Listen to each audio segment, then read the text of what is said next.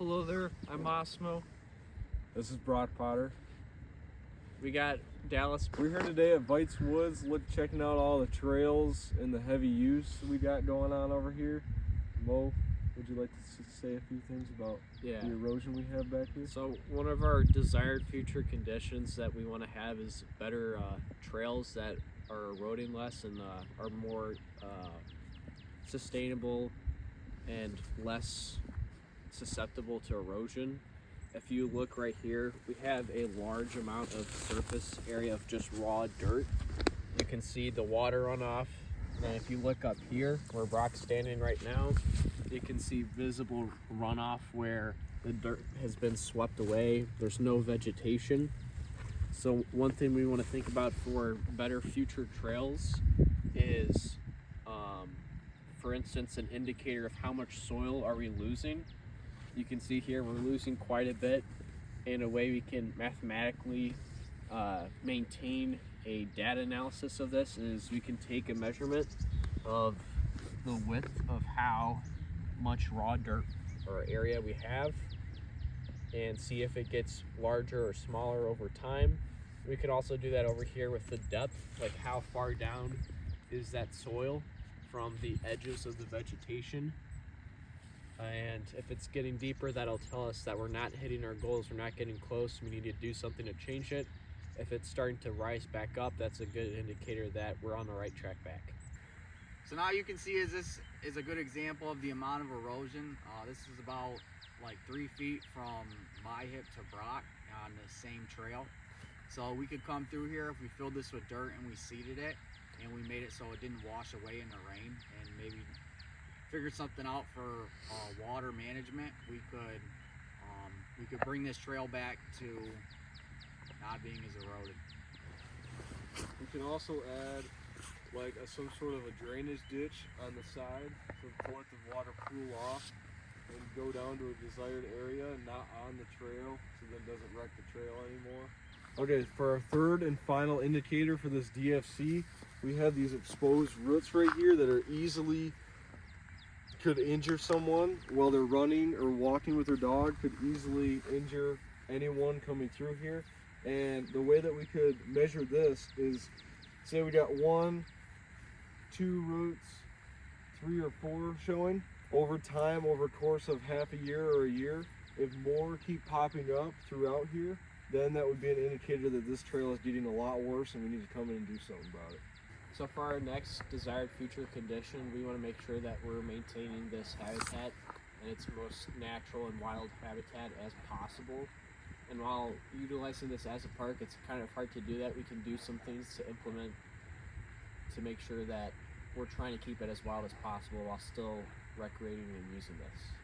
One of these things is we put up signs and we put up barriers around the park, just kind of highlighting things like we don't want alcohol, fires, bikes, litter, all that kind of stuff that takes away from the naturalization of this park away.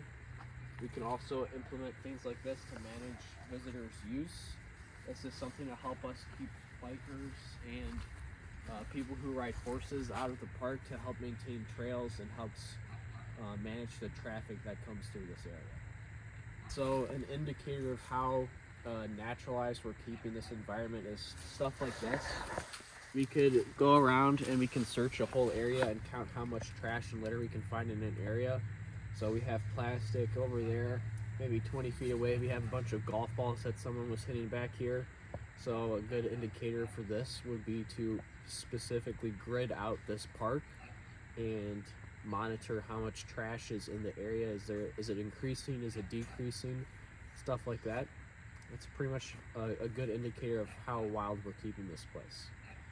So here we have an example of some vandalism that's happened at the park. And over there we have a tree that's been vandalized. We can go over there and look at that earlier, but this is just an example of how this park is being degraded. It relates back to our desired future condition of making sure that this park is as wild and the nature is as clean as possible.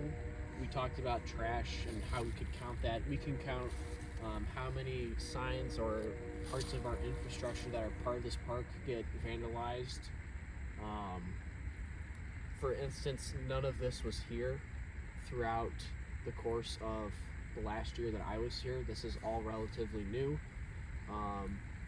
If we go over to that tree, we can count how many new fresh marks have been put into it.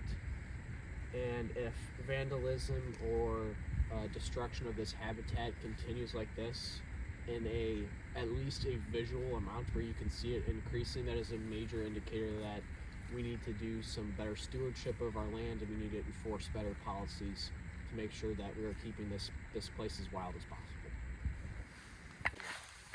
So as we talked about, like we did over at the sign with that vandalism, we have this American beech tree here that has all these cuts and scrapes on it. Fortunately, these are all pretty old. If you come over to the side, you can kind of see some new scrapes in here that people have done recently. So counting the large sites like this, making sure there's no further cuts or scrapes into it, is a good indicator that either people are or aren't vandalizing this property. A solution to this vandalism and keeping the natural habitat wild is something that you can see at some bridges where they will post a plaque where people can carve their names. We could do something similar here where we can post a sign like, please carve your name here, to focus all of that destructional, properties that some people have into that sign. That's just a great way to redirect environmental impact if we can't fully enforce the rules that are here at this park. Our second indicator, we found a 50-yard by 50-yard area where there's 6 total social trails, just like this one that I'm on.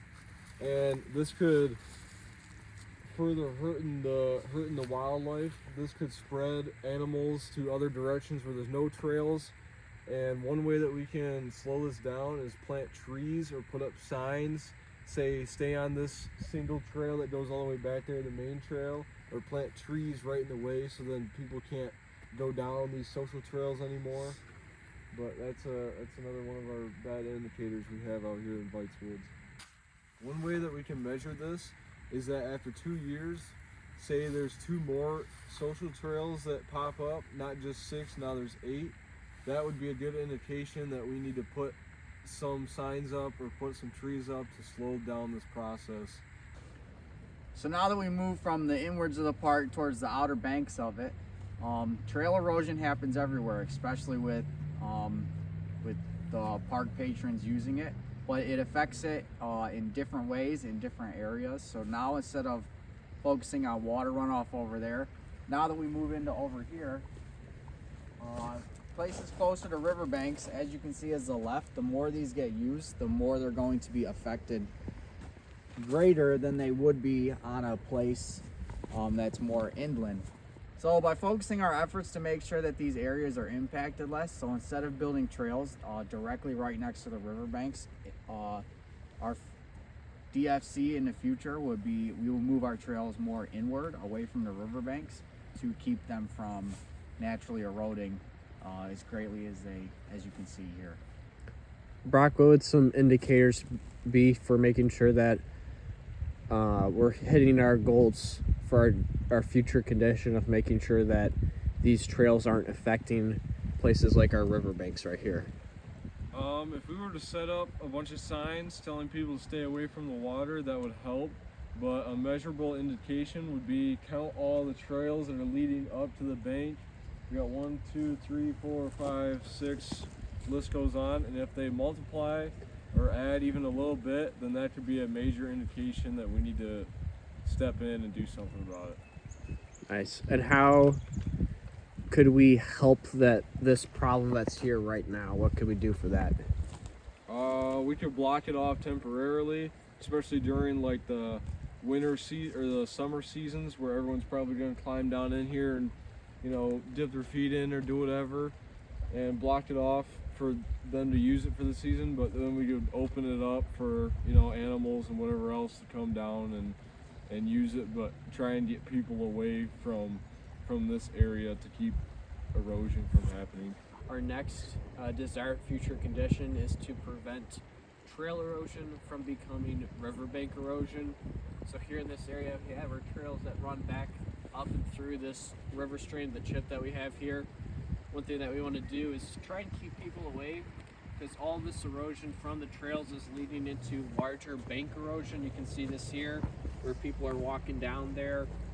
There's a lot less vegetation and more runoff from water sources, so when it rains, so an indicator that we are hitting our goal of making sure that the trails aren't also impacting these riverbanks is we can count the amount of runoffs that we see. We can also measure something from an immovable object like this tree here. We can measure from this tree to the edge of this bank and see how far it's receding. And we can do that in areas where trails are present by the river versus places that aren't, and see if these areas are eroding quicker than places that do not have those trails. And if that indicator is telling us that this trail erosion is severely impacting our riverbanks, we can do things like completely move our trails away from the riverbanks. So as you can see, this is a solution here by putting in large cut down trees along the riverbanks and how it holds the riverbank back. This is a solution to reach a desired future condition of having our banks not receding as much, and then in turn not eroding the trails as much as well. So by doing this, in the future we can maintain happy and healthy trails. So the place that we had to manage was Veits Woods, and our DFCs for Veits Woods was to prevent trail erosion, preserve nature and wildlife, and to prevent trail erosion from becoming riverbank erosion. So for our first DFC for trail erosion, we had a couple indicators. The first ones were indicators of further damage, and that included width of the bare dirt on trails increases, the depth of trail damage increases, and roots become more exposed. All these things can be calculated with measurements and in quantity. Our indicators for success was an increase in vegetation on trail, increase in soil, or a stop to the deterioration from runoff. So any of these indicators just show that we've stopped trails from eroding further and we're on a path towards restoration. Preserving nature and wildlife. This was our second DFC. Some indicators of further damage were our social trails increased, trash increase around parks and trails and around other surrounding areas, an increase in vandalism like the trees we had, and sign wreckage. Indicators for success, no further degradation / vandalism. Trash decreases or remains natural until it picked up. Social trails decrease in amount and how badly they are. And then for our third one, preventing trail erosion from becoming bank erosion. Some indicators of further degradation are receding bank lines, more social trails leading from the trail to the bank, more exposed roots and less soil. And then some indicators for success moving away from the degradation is the banks have stopped receding, or it has slowed down from the current pace it's at, and social trails are eliminated or no new ones have formed in the area, and vegetation has been restored.